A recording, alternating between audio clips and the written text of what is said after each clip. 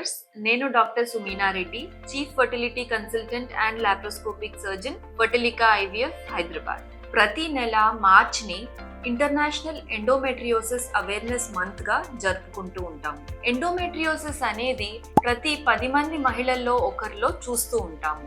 సుమారుగా ప్రపంచవ్యాప్తంగా 200 million women ఈ ఎండోమెట్రియోసిస్ తో బాధపడుతూ ఉన్నారు. అయినా కూడా ఇది చాలా వరకు సరిగ్గా డయాగ్నోస్ కాకుండా, సరిగ్గా ట్రీట్మెంట్ కాకుండా చూస్తూ ఉంటాము.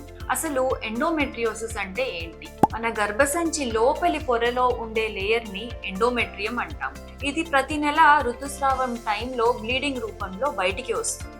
అట్లా కాకుండా ఈ ఎండోమెట్రియం లాంటి టిష్యూ పొట్టలో వేరే భాగంలో ఎక్కడైనా, అంటే అండాశయాల మీద కానివ్వండి, లేదా అండవాహిక ట్యూబ్స్ మీద కానివ్వండి, ఆర్ పొట్టలో ఇంకేదైనా భాగంలో ఉన్నప్పుడు దాన్ని ఎండోమెట్రియోసిస్ అంటాం.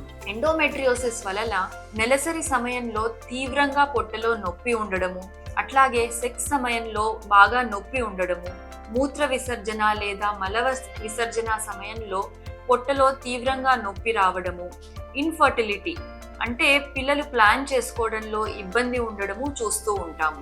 ఇటువంటి ఎండోమెట్రియోసిస్ బాధతో ఉన్న వారిని చాలా సమయంలో నార్మల్ మెన్స్ట్రల్ పెయిన్ అంటే పీరియడ్ సమయంలో వచ్చే నొప్పిలాగా భావిస్తూ ఉంటారు.